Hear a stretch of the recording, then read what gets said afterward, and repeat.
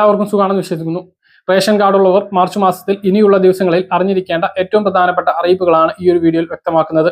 വീഡിയോയുടെ വിശദാംശങ്ങളിലേക്ക് കടക്കുന്നതിന് മുമ്പ് കൂടുതൽ ആളുകളിലേക്ക് ഇൻഫർമേഷൻ എത്താൻ ഷെയർ ചെയ്യുക, ലൈക്ക് ചെയ്യുക. ഫേസ്ബുക്കിലൂടെ കാണുന്ന ആളുകൾ ഫോളോ ചെയ്യുക. വീഡിയോയുടെ വിശദമായ വിവരങ്ങളിലേക്ക് വരാം. ഞായർ അവധിക്ക് ശേഷം സംസ്ഥാനത്തെ റേഷൻ വിതരണം മാർച്ച് 17-ാം തീയതി മുതൽ വീണ്ടും ആരംഭിക്കുകയാണ്. ഇനി ഈ മാസത്തെ റേഷൻ വാങ്ങാനുള്ള ദിവസങ്ങൾ വളരെ കുറച്ചാണ്. അതുകൊണ്ട് തന്നെ മാർച്ച് 31 എന്നുള്ള ദിവസം എല്ലാവരും ശ്രദ്ധിക്കേണ്ട കാര്യമാണ്. ഇനിയും മാർച്ച് മാസത്തെ റേഷൻ വാങ്ങാത്ത ആളുകൾ ഉണ്ട് എങ്കിൽ നേരത്തെ അത് പോയിട്ട് കൈപ്പറ്റുക. കൂടുതൽ റേഷൻ അരികളിലും പച്ചരി ആയിരിക്കും കൂടുതൽ ലഭിക്കുക എന്നുള്ളതാണ്. NFSA ഗോഡൌണിൽ കെട്ടിക്കിടക്കുന്ന പച്ചരി സ്റ്റോക്ക് തീർക്കുന്നതിന് വേണ്ടിയിട്ട് എല്ലാ താലൂക്ക് സപ്ലൈ ഓഫീസർമാർക്കുമുള്ള നിർദ്ദേശത്തിന്റെ അടിസ്ഥാനത്തിൽ വിവിധ സംസ്ഥാനത്തുടനീളമുള്ള റേഷൻ കടകളിലേക്ക് കൂടുതൽ പച്ചരിയുടെ സ്റ്റോക്ക് എത്തിയത് കൊണ്ട് തന്നെ ഈ മാസം നേരത്തെ പറഞ്ഞ വിഹിതത്തിൽ നിന്ന് വ്യത്യസ്തമായി കൂടുതൽ അരി പച്ചരി ആയിരിക്കും ലഭിക്കുക. അത് എല്ലാ റേഷൻ കാർഡുള്ളവർക്കും അങ്ങനെ തന്നെയായിരിക്കും. അപ്പോൾ നിങ്ങൾക്ക് അനുവദിച്ചിട്ടുള്ള റേഷൻ വാങ്ങാൻ മറക്കരുത്. കഴിഞ്ഞ 2 മാസത്തിൽ റേഷൻ വാങ്ങാത്ത മുൻഗണനാ വിഭാഗത്തിൽപ്പെട്ട റേഷൻ കാർഡുള്ളവർ ശ്രദ്ധിക്കുക. നിങ്ങളുടെ മുൻഗണനാ പദവി നഷ്ടപ്പെടാതിരിക്കാൻ ഈ മാസം നിർബന്ധമായിട്ടും വാങ്ങണമെന്നുള്ളത് ശ്രദ്ധിക്കുക.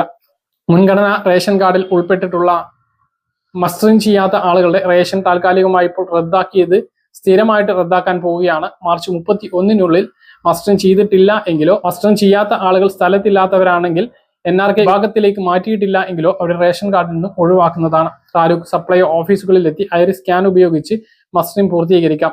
വെള്ളടയാളം ഉപയോഗിച്ചാണെങ്കിൽ റേഷൻ കാർഡിലെത്തി മസ്റ്ററിംഗ് പൂർത്തീകരിക്കാം. അക്ഷയ കേന്ദ്രങ്ങളിലൂടെയും റേഷൻ മസ്റ്ററിംഗ് ഇപ്പോൾ ചെയ്യാൻ കഴിയുന്നതാണ്. ആ കാര്യങ്ങൾ എല്ലാവരും മനസ്സിലാക്കുക. മറ്റൊരു പ്രധാനപ്പെട്ട കാര്യം, റേഷൻ അരിക്ക് സെസ് ഏർപ്പെടുത്തുന്നു എന്നുള്ളതാണ്. നീല വെള്ള റേഷൻ കാർഡുള്ളവർക്കാണ് സെസ് ഏർപ്പെടുത്തുന്നതിന് വേണ്ടി തീരുമാനിച്ചിട്ടുള്ളത്. ഏപ്രിൽ മുതൽ ഇത് നടപ്പിലായി തുടങ്ങിയേക്കും.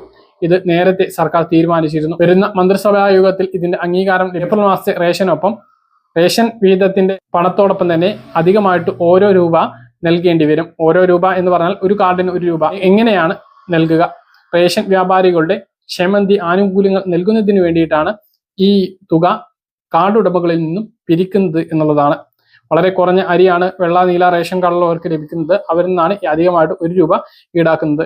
1 രൂപയല്ലേ എന്ന് കരുതേണ്ട. ഏറ്റവും കൂടുതൽ റേഷൻ കാർഡ് അംഗങ്ങൾ 90 ലക്ഷത്തിലധികം റേഷൻ കാർഡ് ഉടമകളാണ് സംസ്ഥാനത്തുള്ളത്. അതിൽ ഏറ്റവും കൂടുതൽ ആളുകളുള്ളത് നീല വെള്ള റേഷൻ കാർഡുള്ളതാണ്.